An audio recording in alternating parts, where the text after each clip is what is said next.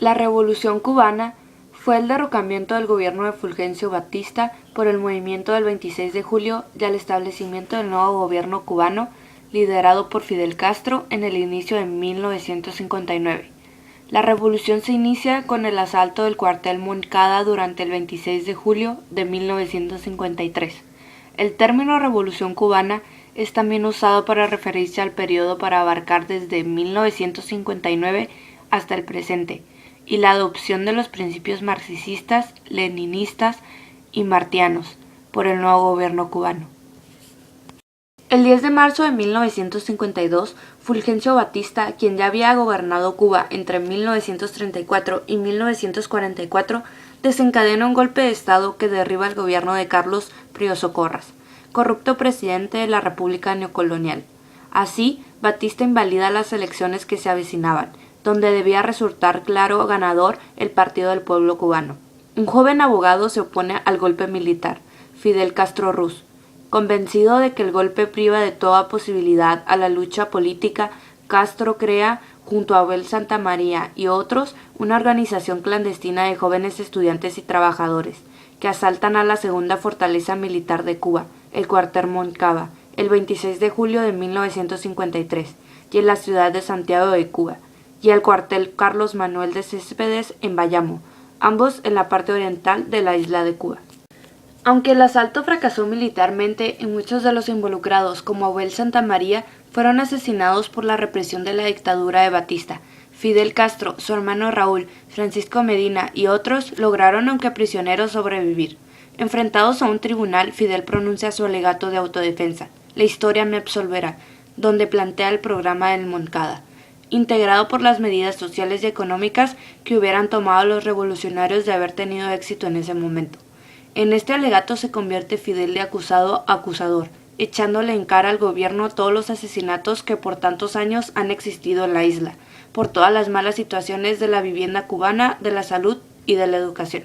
Tras 22 meses de prisión en la isla de Pinos, Fidel y sus compañeros son perdonados por el régimen batistiano, merced a la presión popular.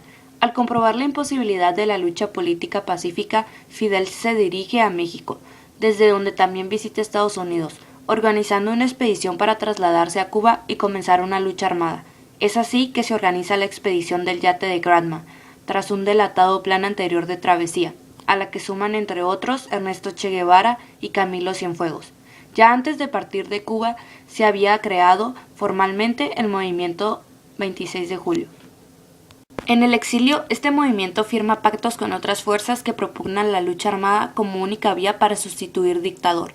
El 2 de diciembre de 1956 desembarca el Granma en las costas orientales de Cuba, aunque con retraso, lo cual provoca que el alzamiento coordinado con Frank País en Santiago de Cuba el 30 de noviembre de 1956 no cumpla totalmente sus objetivos de distraer a las tropas de Batista para el desembarco del navío.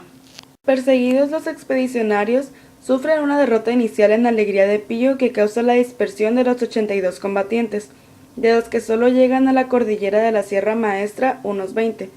Sin embargo, en enero de 1957, la guerrilla realiza sus primeras acciones guerrilleras con pleno éxito.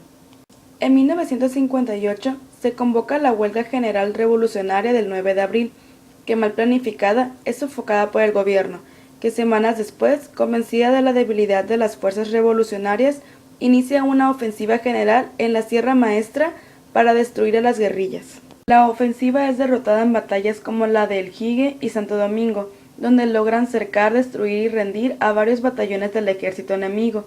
Fracasada la ofensiva y con las armas capturadas, se crean varias columnas guerrilleras, más dos de ellas, comandadas por Camilo Cienfuegos y Ernesto Che Guevara, realizan la invasión del occidente del país. Parten de la Sierra Maestra en agosto de 1958 y llegan al centro de la isla en octubre. Una vez en el centro de la isla, estas columnas, tras reunificar a las fuerzas guerrilleras del Director Revolucionario y el Partido Socialista Popular, comienzan una campaña donde toman todos los poblados, destruyendo importantes fuerzas enemigas. En el oriente, entre tanto, las fuerzas rebeldes cercan las principales ciudades.